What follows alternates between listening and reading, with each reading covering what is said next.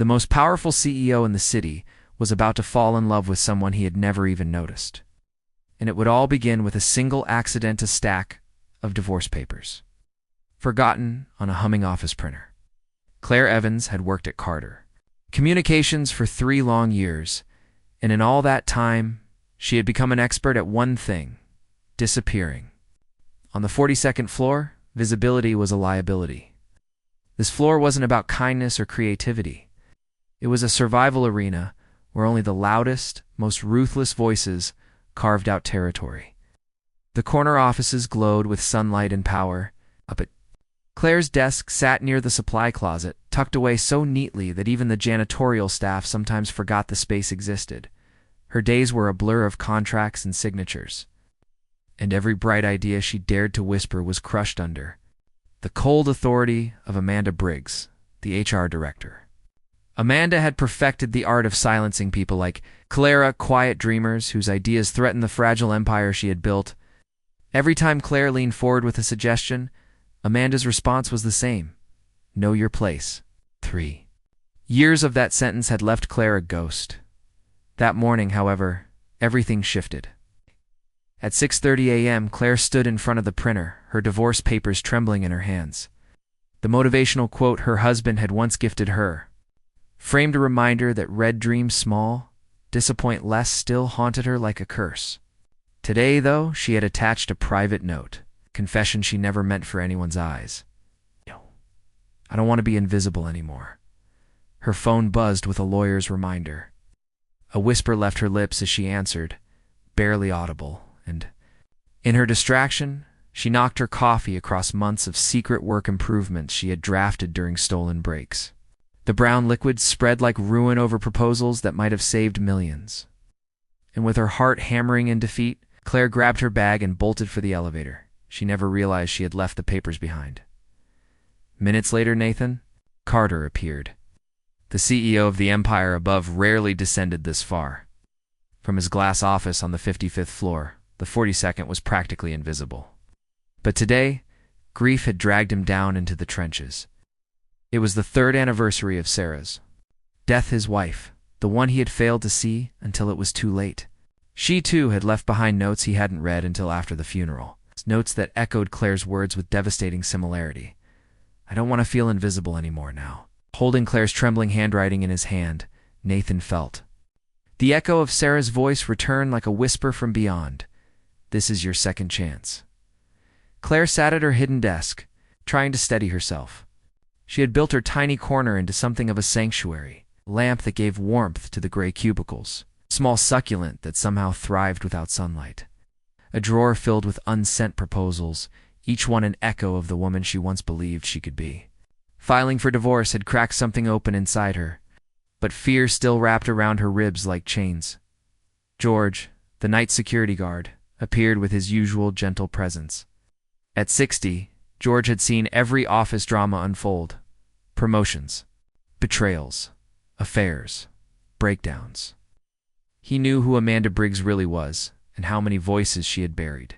Morning, Claire, he said, setting a worn paperback on her desk. Thought you might like this one. It's about a girl who found her voice. Claire glanced down. The Diary of a Young Girl by Anne Frank. Her eyes softened. I'm not sure I'm as brave as she was. Bravery, George replied, isn't the absence of fear. It's showing up anyway. You've been showing up for 3 years, Claire. That counts for more than you realize. The words settled into her heart like seeds. Over the next weeks, something subtle but powerful began to change. Claire, emboldened by her decision to end her marriage, began leaving behind quiet, anonymous improvements. A rewritten template that made client emails warmer. A reorganized filing system that saved hours of wasted time. Unsigned notes for the company newsletter that carried heart instead of jargon. Nathan noticed he began walking the floor more often, trying to identify the source. The handwriting was delicate, careful, written by someone who paid attention to detail and emotion. These small touches felt human in a company that had become mechanical. Amanda noticed too. She saw the danger. Once Amanda had been like Claire, hopeful, eager, idealistic. But after watching her ideas stolen by male colleagues who were promoted in her place, She had learned a cruel lesson in corporate America. There was only room for one woman at the table, so she built her fortress by keeping others out. Now Claire's persistence threatened to expose everything Amanda had built. So she sharpened her smile into a weapon and shut Claire down at every meeting. But one Friday, Claire snapped. Amanda was presenting a cold corporate client strategy that Claire knew would backfire. For the first time, Claire interrupted. "I'm sorry," she said, voice trembling but clear, "but this approach is going to push our best clients away." The room froze. Amanda's eyes narrowed. Her voice dripped venom. "Claire, that's outside your scope. Stay in your lane." Damn it, broken. For 6 months, I've watched satisfaction scores plummet. I know why. And I know how to fix it. Her voice carried a strength no one had ever heard from her before. And in the doorway, Nathan Carter was watching, not with pity. With recognition that weekend, Nathan stayed in the office, combing through every communication the company had sent in the past half year.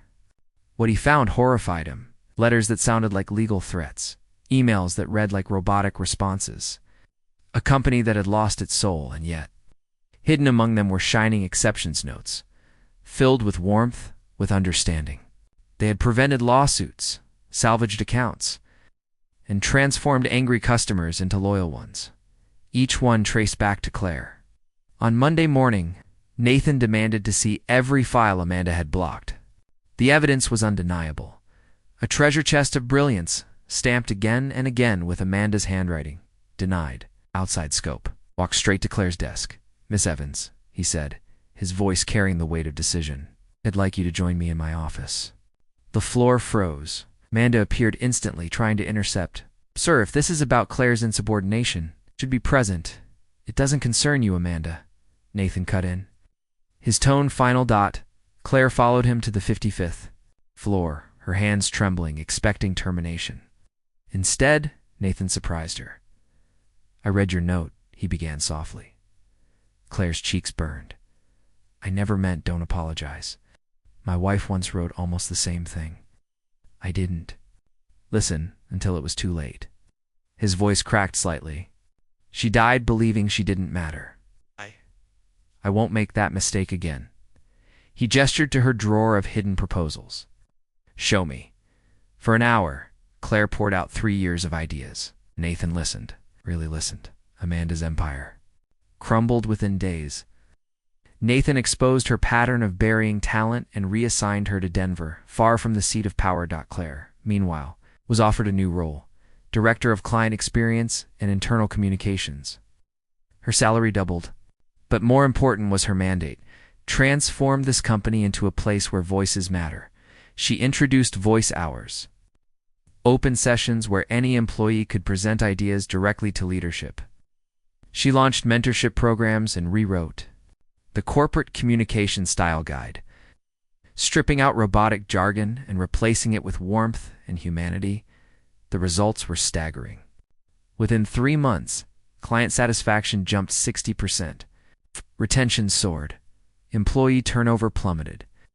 But the biggest change was cultural. Quiet employees began stepping forward with innovations that revolutionized the company. The invisible were visible again. 1 year later, Claire stood in the auditorium, delivering her first company-wide keynote. "When I filed for divorce," she began, "I thought I was ending something. But I was really beginning something, the choice to stop being invisible." Her slides showed before and after transformations. Cold letters turned warm, angry clients turned loyal advocates. The audience leaned forward, hanging on her every word. "You don't have to shout to be heard," Claire said, her voice steady. "You just have to believe you're worth listening to. You have to find the courage to speak even when your voice shakes." The applause thundered through the hall, but Claire's eyes searched for Nathan. He stood in the back, his expression soft with pride, in something deeper recognition that Sarah's voice had finally been honored through Claire's courage. Afterward, he approached her. "Sarah would have liked you." Claire smiled gently. "I think I would have liked her too." Back on the 42nd floor, the printer hummed once again. But this time, it wasn't divorce papers, it was a press release. Announcing Carter Communications' new initiative, Every Voice Matters. A program, funding, education, mentorship, and opportunities for every employee who had ever felt invisible. Nathan turned to Claire. Sarah used to say the cracks in our lives are where the light gets in. I think I finally understand. Claire touched the paper as it slid out of the printer. Maybe that's what divorce was for me. Not an ending, but a crack that let the light in. As they walked toward the elevator, George appeared, holding another book for Claire's lending library. A room of one's own. Perfect, Claire said, smiling. Every woman deserves a space where she can find her voice. The elevator doors opened, but before stepping inside, Claire turned back. The 42nd floor was no longer a battlefield of silenced voices. It was alive with people dreaming, daring, and speaking up.